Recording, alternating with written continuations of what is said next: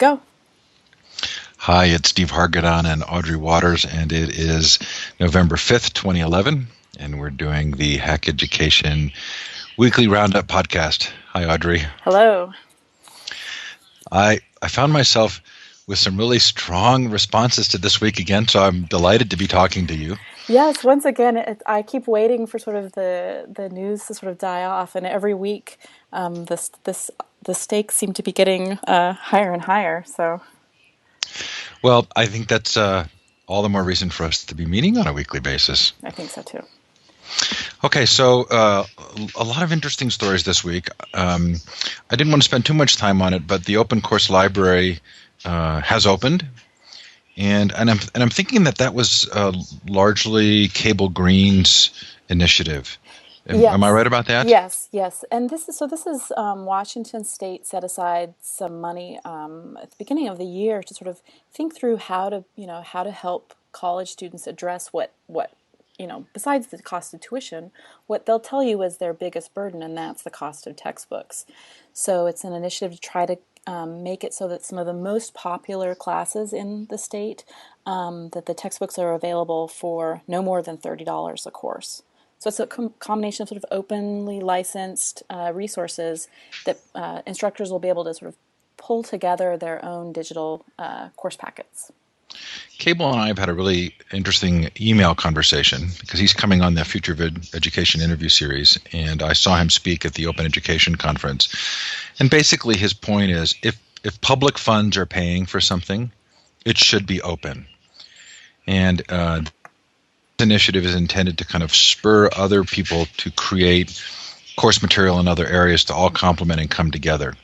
The real question in my mind is, how altruistic are people really interested in being? Yeah, I mean, I think that that's a good question, and I think that I was looking through the materials myself too, and I think that I think a lot of different pieces have to come into place. I mean, partially too, are instructors going to want to sort of use use this courseware? Are they more interested in finding their own materials? I think that there are a lot of challenges still, but it seems like a good first step. Yeah, I did like the quote in your blog post. Instructors in this group were annoyed with the assumption that it's just a matter of plucking ripe fruit off the internet tree. Yeah, yeah. I mean, I think that that's part of it too. Is that there's a ton of content out there, but that doesn't necessarily mean that it's suitable for a course.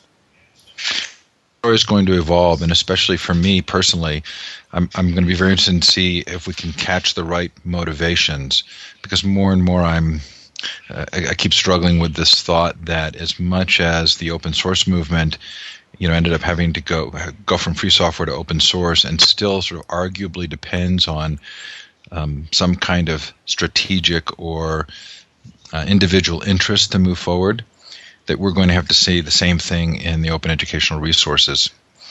Well, so let's move to Pearson and Newton. Yes. Big data and personalized learning. I loved your, I think you put in the post, if I can pull it up here, you have a quote where you've put emphasis mine in parentheses afterwards because you italicize personalized learning as a part of this combined data power of millions. So I found myself really responding strongly to this.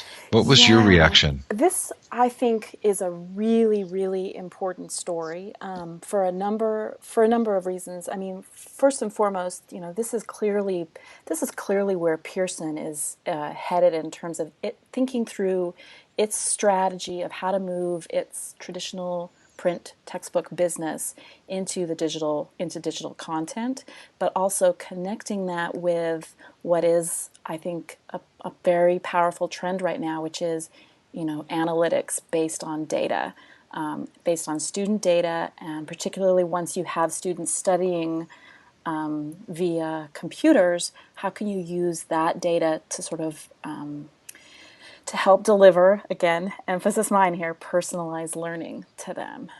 So I think That's through Newton. They've made a partnership deal with Newton, who they recently invested in. And Newton says it has adaptive learning platform that'll make sure that the right students get sort of the right question or the right content based on their skills and their needs. So I have some really significant responses to this. I'm going to give them to you, and I want you to tell me if you feel like I'm in the right area or not. The first is this still feels very much like content delivery and not active learning. That it's still this model of how do we bring the right content at the right moment to the student, as if the student were a plant we were just, feeding water to. And maybe that's I've even used the wrong imagery there, because that would actually be sort of healthy. But it just feels to me as though content delivery is so different than active learning.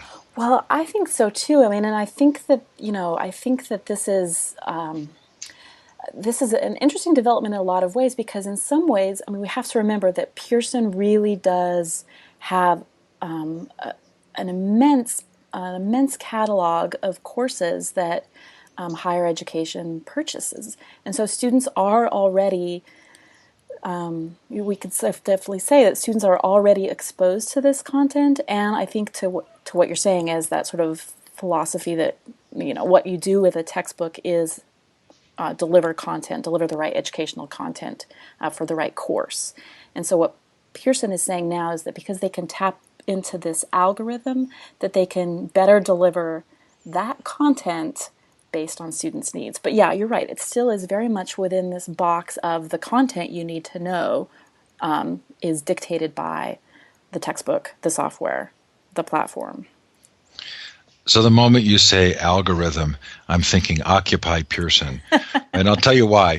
So some of the most interesting studies for me about decision making relate to how too much data can actually trap us into thinking or trick us into thinking that we know things that we don't know.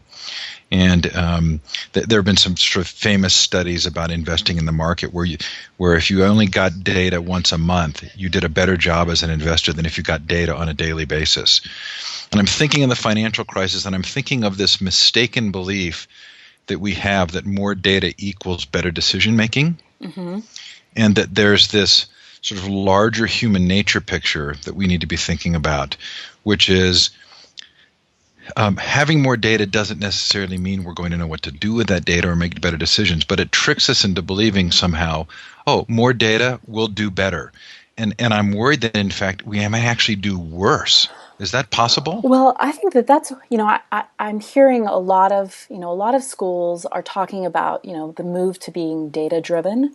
And I think that there are probably some really interesting ways that we can think about that. There is a lot of data, school data, that we probably aren't tracking on, that we aren't using to think through sort of how to build the best school, how to offer the best learning opportunities for students.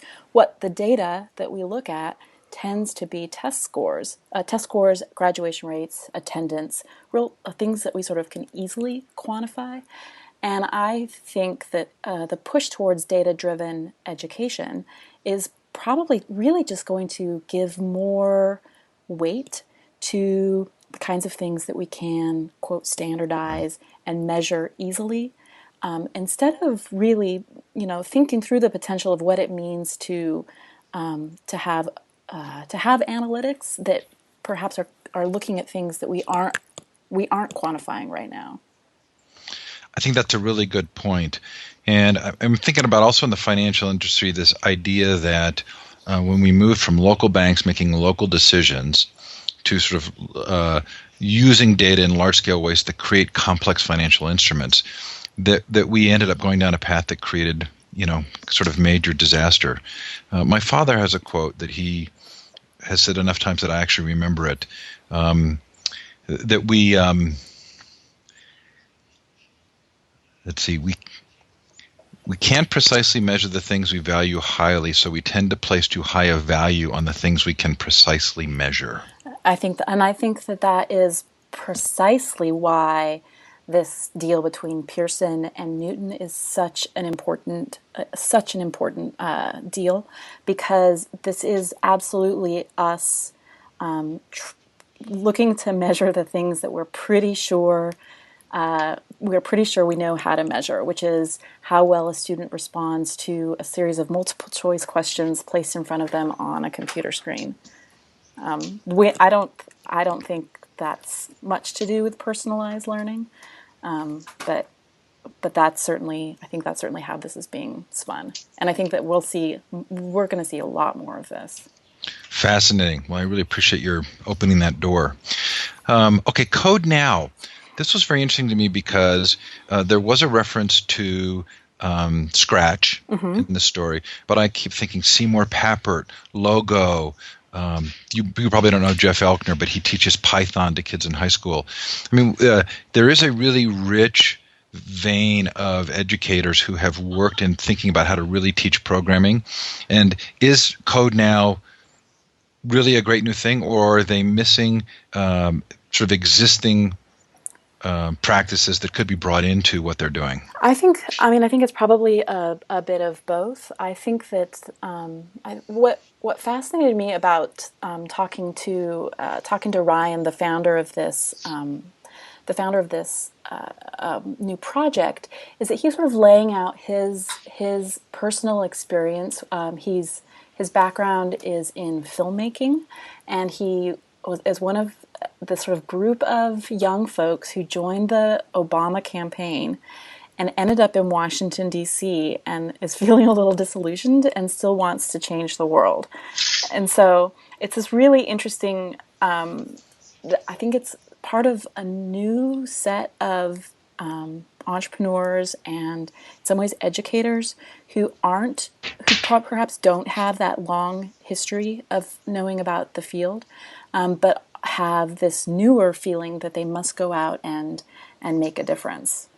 So I think that to help bridge that history is something that I think we really need to work on. Hard to be critical of those motives. Also, my sense was I wanted to email Gary Stager and say, "Hey, quickly contact these guys." Yeah.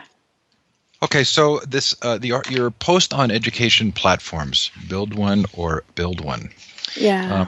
For a long time, it seemed to me that there was sort of this magic that was about to happen when learning management systems were going to meet social networking, and they were going to then meet with synchronous meetings and create this sort of great platform.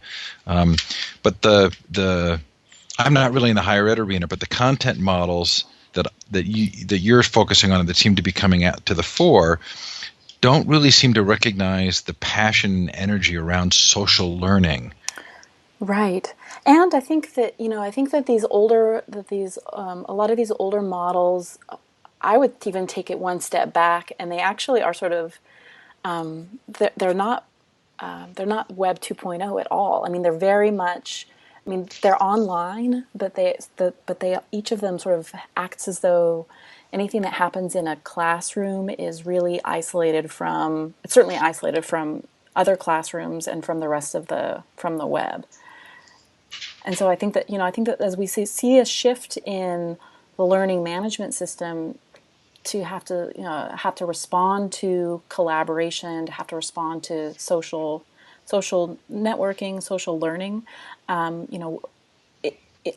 do we need a specific platform for education, or are educators perhaps better served to turn to sort of other online platforms and build from there? Yeah, and I actually misspoke because the title was Build On or Build One. Mm-hmm. So the idea of building on existing platforms.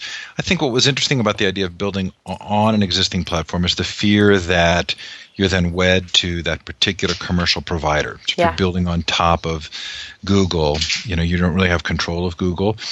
But I also feel as though Ning, which was a commercial service, kind of showed us the potential and the possibilities. So there are times when building on a commercial provider may not be your long-term solution, but it allows you to leverage the existing technologies in a way that kind of opens the field of view to a whole new concept of what's possible.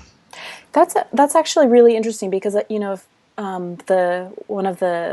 thinking about Ning's Ning as a platform was in fact some of Mark Andreessen's initial thoughts on platforms were what made me think about this whole this whole post too.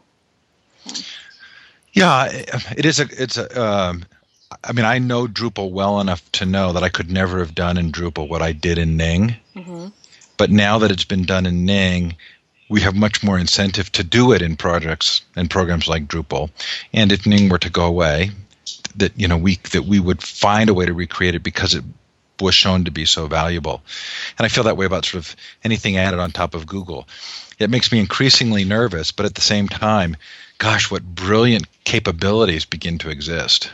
Well, I mean, I think that I had a very interesting conversation with this New Zealand startup that I write about in that story, and that's you know Pearson again Pearson has decided to create its what it's calling its free and open LMS, open class, and it's really integrated with it's really built on top of or sort of next to Google Apps, and that's sort of what Hapara, this New Zealand company, is doing as well.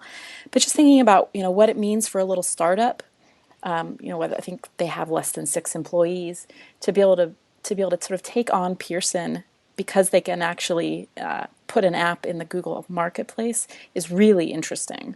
So it's sort of all of the power behind Pearson, and because you're both building something on Google's platform, this other startup is absolutely a viable alternative to using Pearson. Well, and I feel like I've been in that boat a little bit with the Global Education Conference and the Library 2.0 conferences.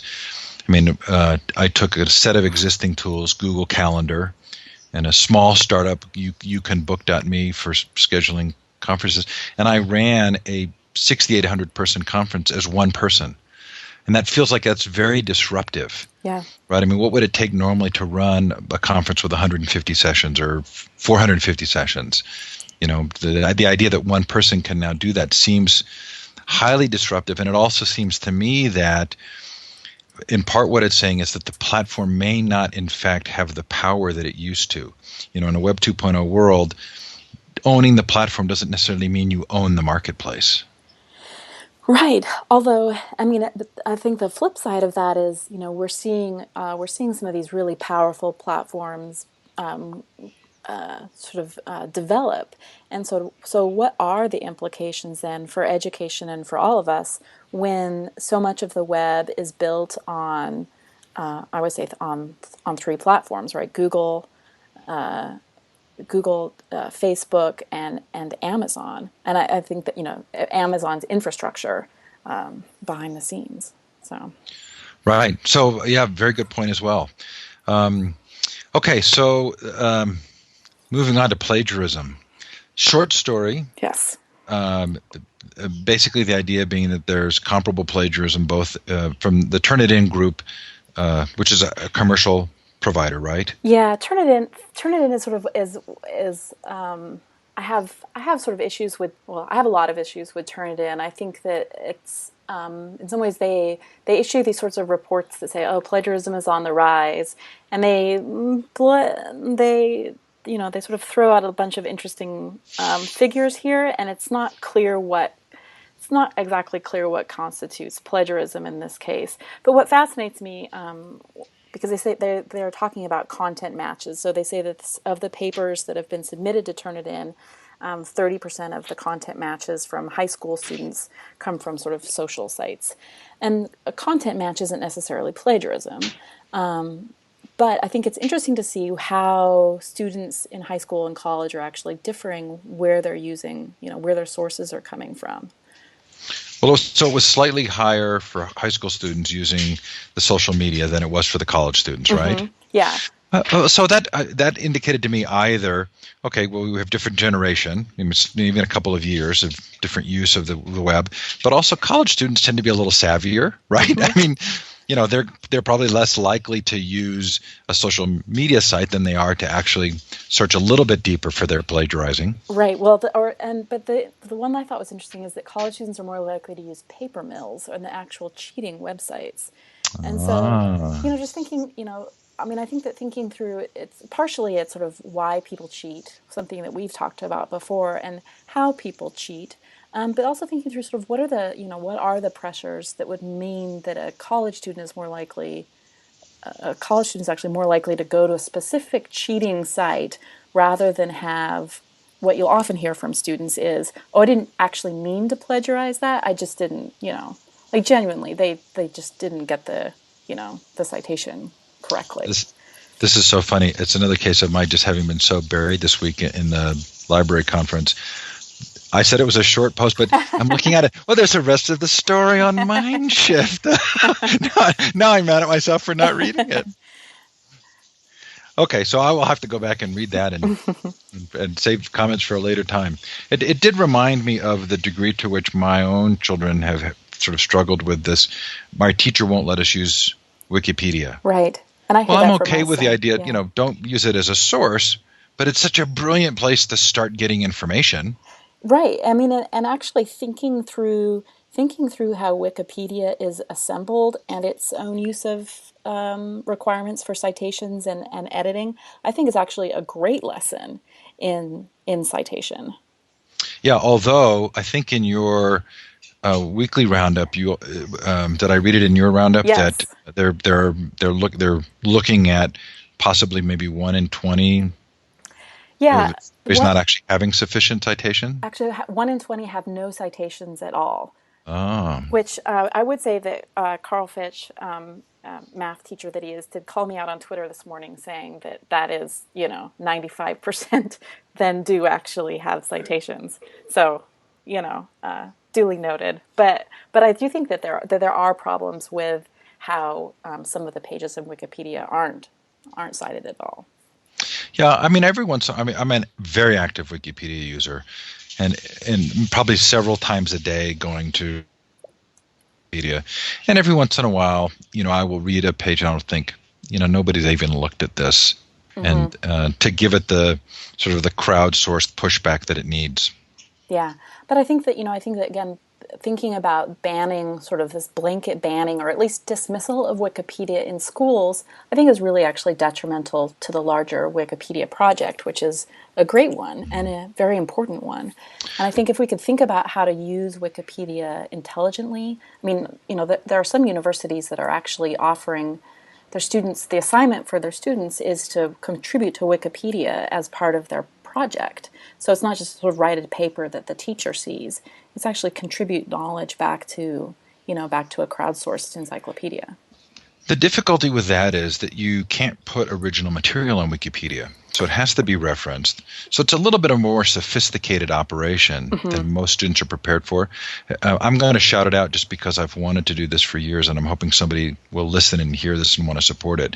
But I feel like there needs to be a way for students to have teachers vet their material and then place it on a website that's Wikipedia-like, Hmm. that could be original material, like sort of a Wikistoria, stories about your ancestors or their participation in a world war or those kinds of things. So there could be some sense of how you gradually get toward that higher Wikipedia standard, but with some active participation where students are creating content that others in the world can actually access. Well, I mean, that just goes back to our previous conversation about the sort of the old models of the LMS and the ways in which not being able to share your students share your students' work or students share their own work with the rest of the web is I think is something that folks are realizing is actually a that's not a benefit, that's a problem. Right. Okay, Khan Academy. Going to kind of Yes, bring us full circle here. Can you argue with success?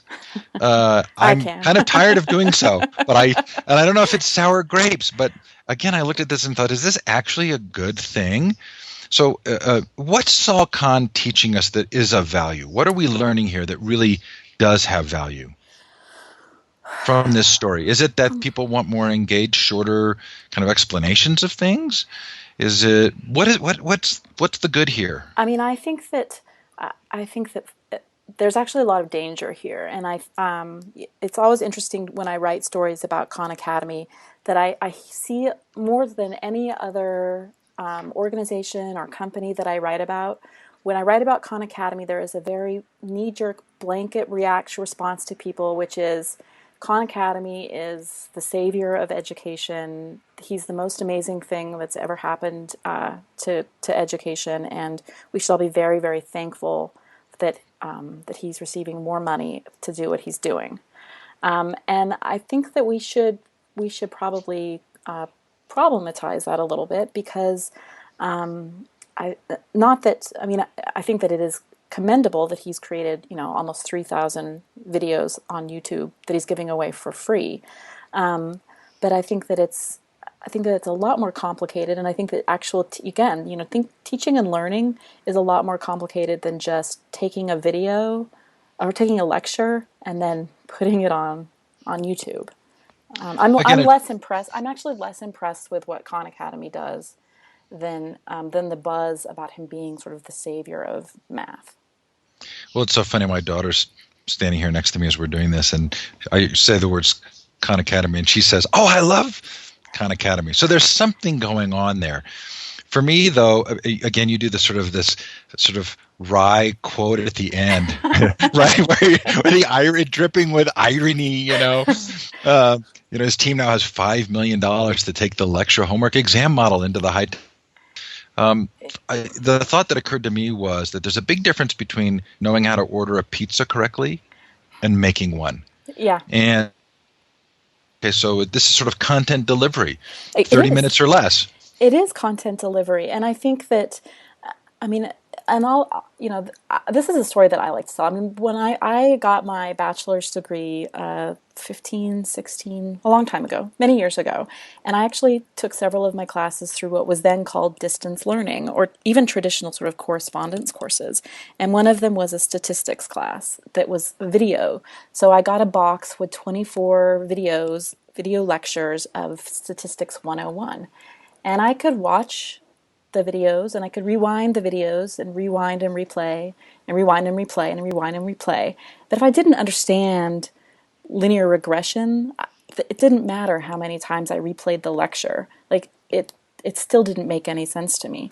So I'm just skeptical of the magic of a videotaped lecture that you can replay as being sort of anything new or necessarily anything that helpful to a struggling student. I'm going to argue the case that having that content available outside of the class means you don't have to use class time for it. Mm-hmm. So in the best of circumstances, that means that you can be doing discussion, problem solving, and other things in the class that you would not normally have the time for. But I'm wondering about the reality of that. Well, I mean, and I have to want. I mean, it seems like you often hear of the sort of Khan Academy will replace lectures, and if that's the case, if you're letting Khan Academy be the lecture, then I suppose you're right that is freeing up time in the class for more individualized instruction and remediation. But if Khan Academy is just replacing the textbook, the assigned reading, which is just sort of a lecture written down, then I'm not sure that necessarily means that the classroom time is going to be spent doing anything different. I'm just not sure that's actually what's happening. So I have another deeper problem with this, and I'm really curious as to your response to it. It feels to me that sort of uniquely we in the United States and maybe in certain Western philosophies of education, that we recognize participation as an active part of learning. And I'm thinking about this from the standpoint of the educators. Right? I mean, the creation of how you present content has to be a significant part of the growth and fulfillment of teaching. Mm-hmm. And I've worried that the sense that there are perfect or better lectures out there really puts the teachers, the educators, in a position where it's minimizing their ability to communicate ideas of value to students. That's actually really interesting, and and hearing you say that makes some of the statements I've heard from Sal Khan about sort of teachers don't scale, and it doesn't really matter that we don't have good teachers because you just need sort of 20 good teachers making video lectures. I mean, that makes it even more frightening. And I think you're right. I think that there is something in the process of developing developing a lesson plan, presenting it to a class, having things go, either be brilliantly successful or sort of go sort of moderately well or be disasters. I think that that's a huge learning experience for an instructor too. And I think you could be right. I mean, thinking about handing over, but I don't know. We hand over the textbook. I mean, we hand over the textbook to other entities as well. Well, so maybe the connection here would be: can you even imagine teachers in Finland actively using Khan Academy? And again, I'm not an expert on Finland and have only seen the documentaries that I've seen, but it feels as though the role of the teacher has to be so much richer than that. Yeah, I mean, and I think that there are several teachers that I sort of watch on Twitter who are doing really interesting things, and I would say really interesting things with video as well. That is still quite different than what Khan Academy does. Sort of video experimentation and thinking through putting material, taking advantage of video, but not just using it to sort of recreate the lecture and or recreate the textbook in this way. Well, I'm sure we'll keep talking about that. Well, I mean, one thing I'd like to add that I think is really interesting with this $5 million that Khan Academy just got is that they're actually looking to build a school, and that's interesting to me because for a long time the story has been, we can have video. It was about sort of putting content online that other schools can use, and so I'm really interested to see now that Khan Academy actually plans to build its own physical school and what that's going to mean. Well, that will actually be very fun to watch, because for those of us who believe that education is largely about building a compelling culture and doing it at a very local level, if they succeed in doing something like that, that would be lovely. Right. Although it doesn't seem like that's a natural transition. I'm struck by the degree to which we so often see education as an outcome rather than a process. Mm-hmm. And so if education is a process, removing that process from the teachers almost feels like cutting the heart out, right? And in the same way that democracy is about participation, and we recognize that every city and every county and every state is probably having a lot of the same discussions, but it's really important to have that discussion locally because you're involved in the process. So yes, you could systematize that or create videos to cover all of the topics that would come up in town council meetings, but it's actually the act of meeting and going through that's so valuable. See, and this is where we're sort of touching on these themes that we've talked about with almost all of these stories, which is sort of thinking about education as merely a content delivery system, thinking about education when you put it online, that content delivery system can be, you can get data, right? Data and algorithms that can predict the next best lesson to deliver to students. I think that it's definitely a direction that some aspects of the industry are going that are fundamentally not about the process, not about the process of teaching, and not about the process of learning, but they are about the product, the data, the content. I'd love to drill down on situations where data has been opened up and then used in very entrepreneurial ways, like the mining company in Canada that was floundering, and they decided to open up all of their data and then held a contest, and anybody could look at the data and predict where there would be gold to be found.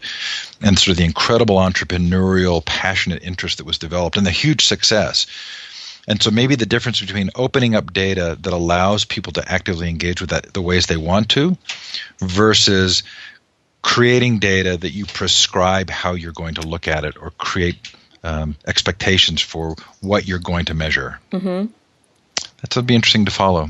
Yeah, I know that the Department of Ed is doing a pretty good job about opening up some of its data.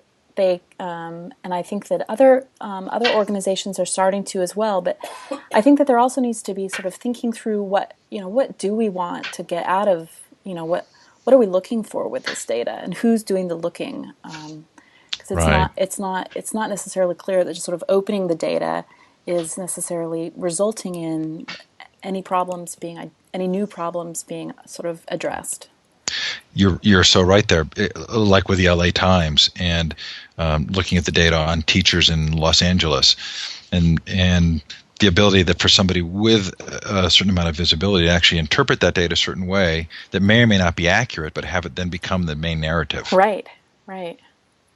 Fascinating. Okay, so into your roundup. Yes. As usual, Dana Boyd and John Palfrey teach us something that we already know, but do it in such a very nice way that it's very helpful. I don't know Esther and Jason, but this research paper on COPPA, Yeah. fascinating. This is really fascinating. I think that this is another sort of demonstration about some of the ways in which our laws, the laws that we're using to sort of, quote, protect children, seem woefully outdated when it comes to the sort of realities of our digital world. And so, the research paper looks at why parents will willingly lie, help their children lie about their ages in order to bypass COPPA restrictions. The Children Online Privacy and Protection Act. Yeah. And so, and that act says that if you are, you have to, it has sort of parental controls. It's ostensibly meant to stop companies from selling the personal data of kids. But it's clear, it's clear that we're all sort of, we're all really helping our kids. We're helping our kids bypass these laws. The laws aren't working. And not just that, you make the report makes the argument, and you call it out that it could actually be making things worse. Well, right. That's the thing. If instead of if it's just children under 13 whose personal data is supposed to be protected, if you lie about your kid's age in order to let them on Facebook or give them Gmail accounts, then their privacy isn't being protected. But then again, we could ask, perhaps all of us should have better protections for our privacy, not just children. But yeah, lots of interesting issues here, especially now that I think the government is starting to look at revising some of these rules and changing them in ways that don't necessarily fit with the actual practices of parents. There are a lot of cultural negotiations that have to take place here, so it's hard to find fault with things moving slowly because they're complex issues. Mm-hmm. So sometimes I wake up thinking, gosh, I just wish we could wave a magic wand and tomorrow solve some of these. At the same time, though, it does seem to be a lot of value in thinking through these things together as a society. Yeah. The funny thing when you think of the pace at some of these, though, is I always like to remember that the same year that COPPA was passed, governing the world of those under 13 on the internet, that was the year that Mark Zuckerberg turned 13. And so it's just funny to think about, the person now who I think is sort of, in some ways, sort of the poster or the lightning rod around some of these discussions about privacy online was 13 the year that COPPA was passed, I think 1998 or so. And we're going to get to Zuckerberg in a second. Okay, so the Supreme Court refuses to hear this case where a U.S. Court of Appeals had upheld a ruling that the school official did not violate a student's First Amendment rights by disciplining her for conduct that took place outside of school but online and related to school. Is there nuance to this story that I'm missing, or is it really as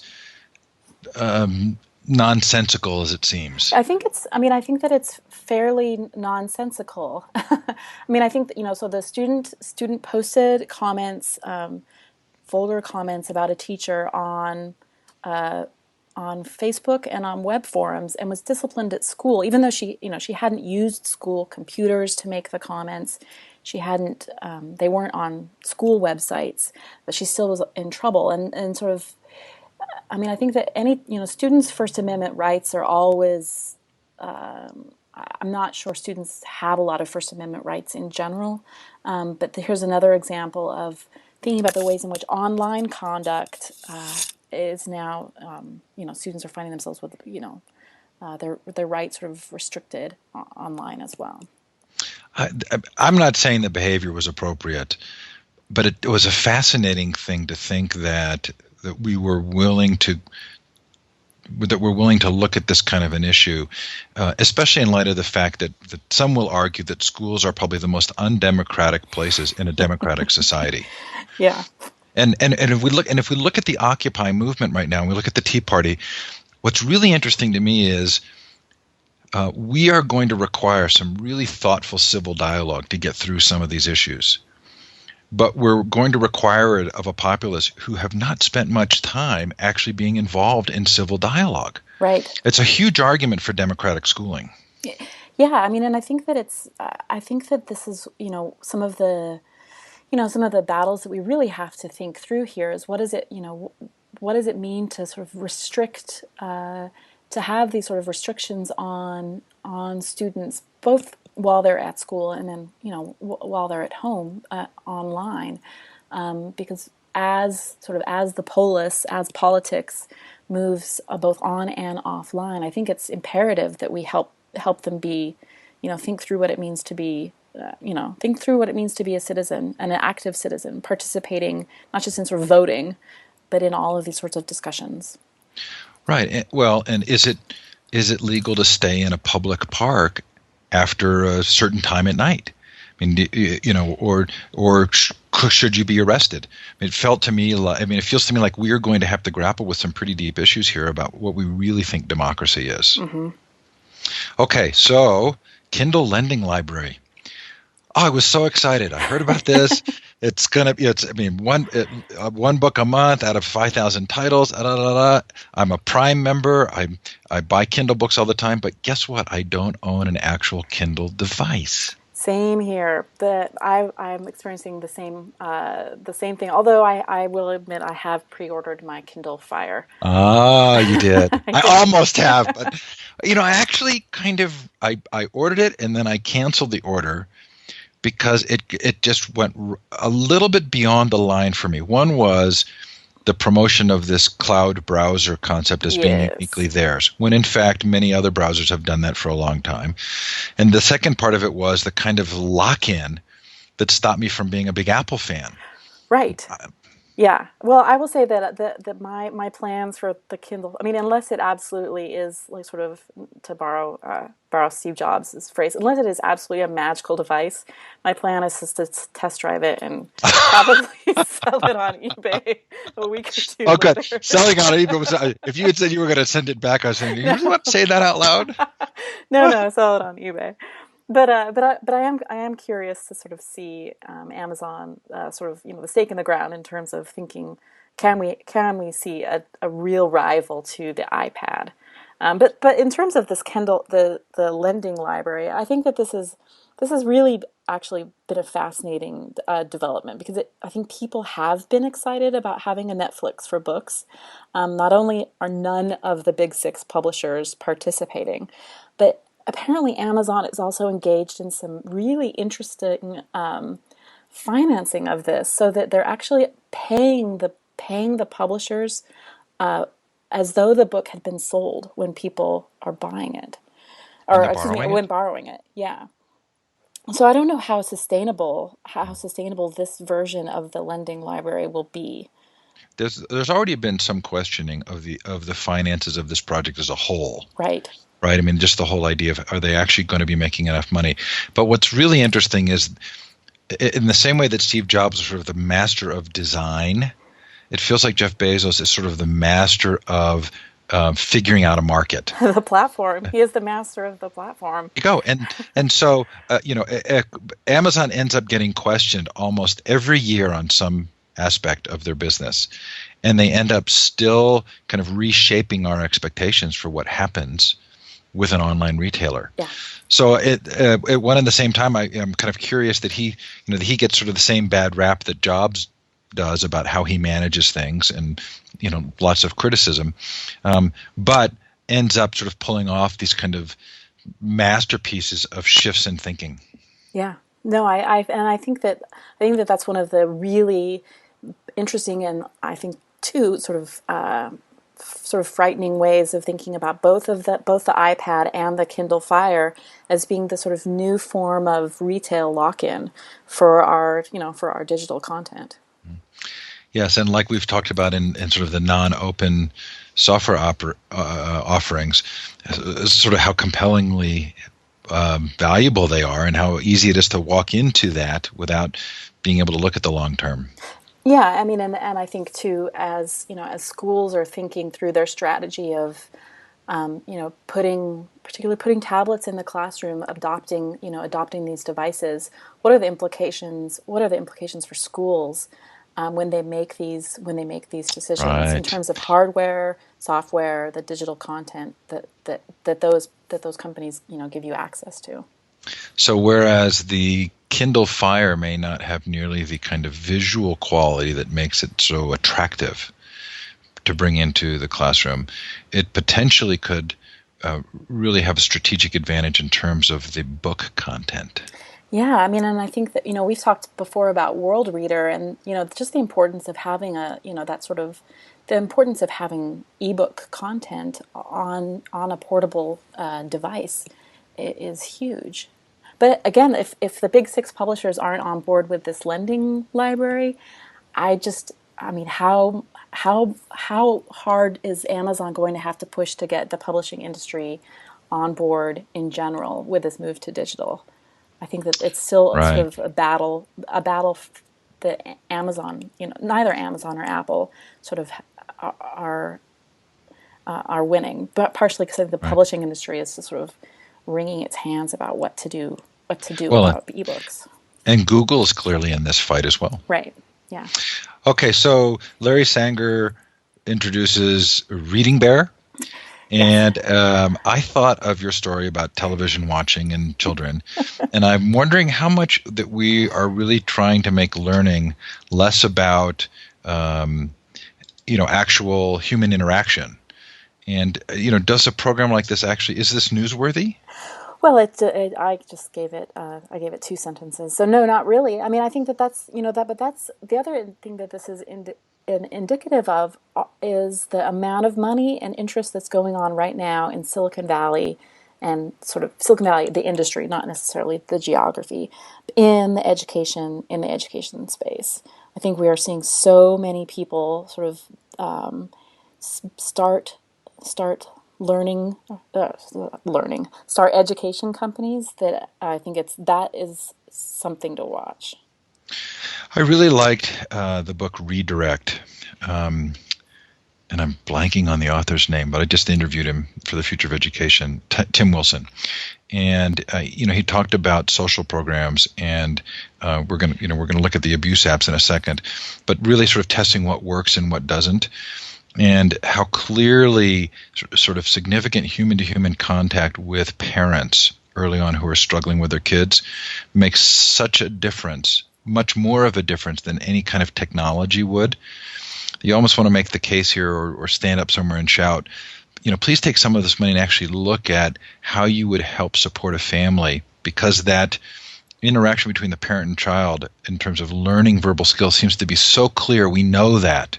It's the looking in the eye and responding and cooing back and all of the cues that help to teach language.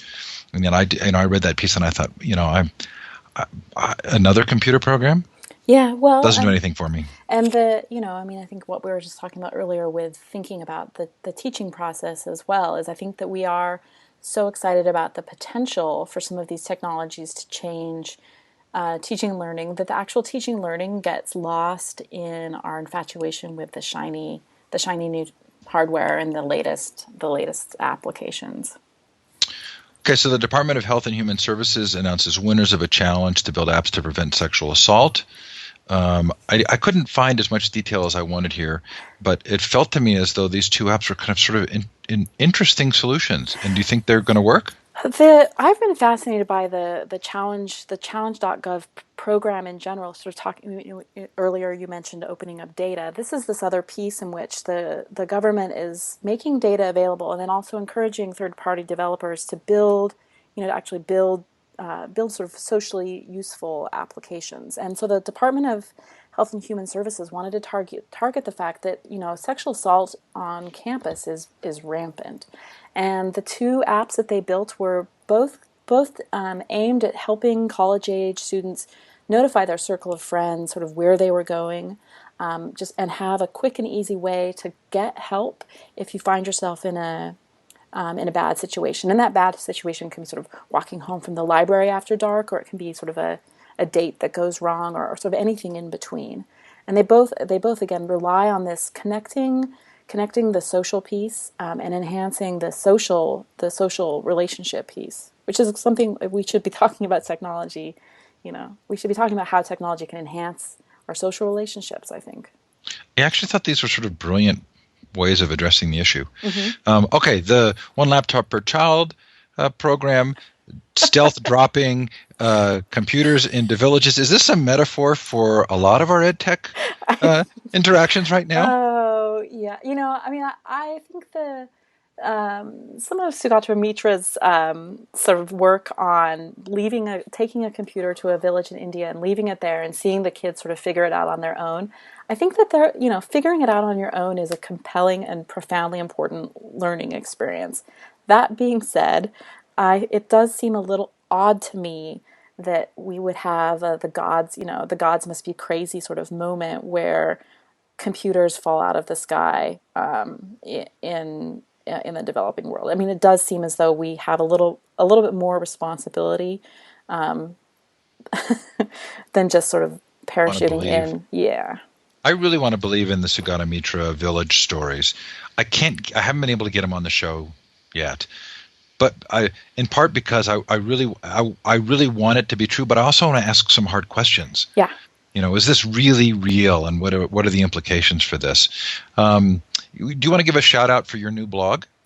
Oh, yeah. I've actually just this past week started writing over on Inside Higher Ed, and they let me keep the hack education sort of branding. So it's Yes. hack higher education. I So, loved it. yeah. Okay, I know we're so tight on. Okay, Google's reader facelift. Of course, Wow. I'm like, oh, well, it still works great on my tablet. And then I saw, oh, I need to update my application. So then I ran the update. But actually, even after the update, the tablet functionality appears to be richer than the on-screen computer functionality in terms of sharing. It didn't bother me, but I'm not that huge a Google Reader user.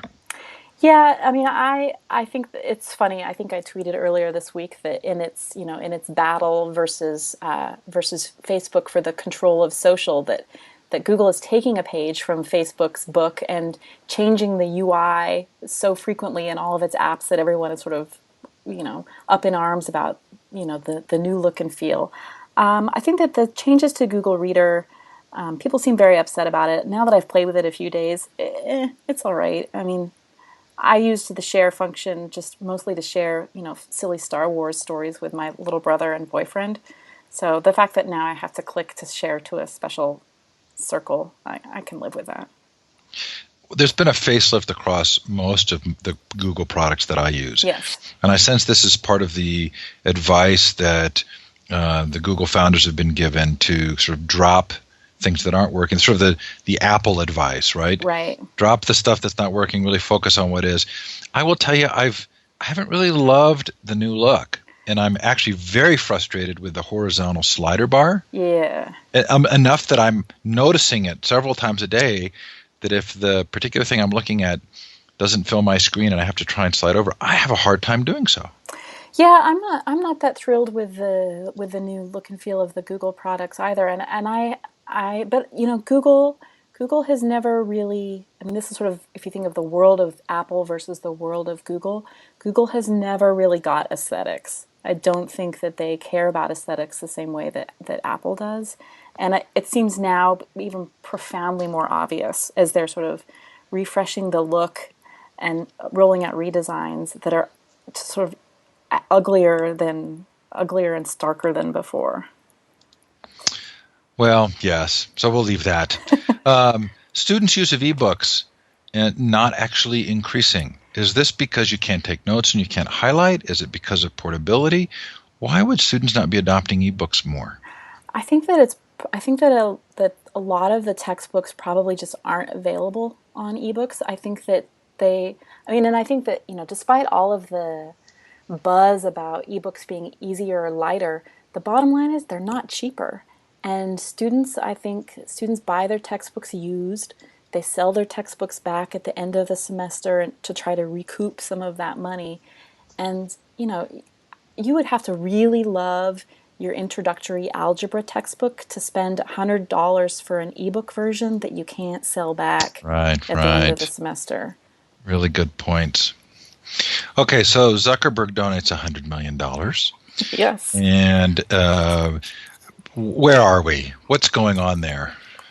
Well, this donation was sort of timed when the Social Network movie came out, when Aaron Sorkin's movie made Mark out to be a misanthrope, which I don't think he is. I mean, he. I think Mark actually genuinely does love people and loves social, and I think that he really did want to sort of do something good with his money, and he chose to donate the money to really to Cory Booker. When Mark had his press conference, he made it pretty clear that it was a gesture to support sort of the good work of Cory Booker, the mayor of Newark. And I think it's pretty indicative that the money is actually part of very political. It seems to be going not so much to improve the Newark schools, but to sort of pay for consultants, and it's just it's just another sort of one of these stories, I think, of good intentions gone bad. Yeah, I mean, it occurred to me two things. One of which is large sums like this always attract companies who make it their job to figure out how to receive those funds. Yeah. I mean, that's just sort of the sad truth about a lot of sort of what happens in government spending. But the second piece was, I don't really feel like what we have in education is a money issue. I mean, it brought me to this point of realization of saying more money thrown at some of these problems doesn't, to me, actually indicate we're going to succeed or solve them. It felt like, I've said this before, but it feels to me like we're in a Gandhi moment. We need people who are going to help us redefine our narratives around teaching and learning. And I don't think that has anything to do with money. It has more to do with, how do we go through the cultural change of shifting our perceptions? Yeah, I mean, I think that we're seeing that, look at all of the stories that we've talked about this week, that the amount of money that goes into education is vast, and that having more money for Khan Academy, or more money for the Newark schools, or more money for Newton or Pearson, none of these are sort of the silver bullet to quote fixing education, whatever that might mean. So how did we take what was intended to be a 20 to 30-minute interview or conversation And we went up and to an an hour hour again. again? With our apologies. we we sign off. If you want to complain, please do so. Send us either of us an email, or do you actually like an hour, and we'll stick with an hour. But it was not our intention to keep you as long as we did. Audrey, thanks again so much for raising such thoughtful issues, Likewise, or Steve. being so thoughtful about the issues that you raise. This is great. I've really enjoyed this. So thanks for the opportunity to check in with you every week about it. It's been great. Thanks, Audrey. Have a great week, everybody. Bye Bye. now.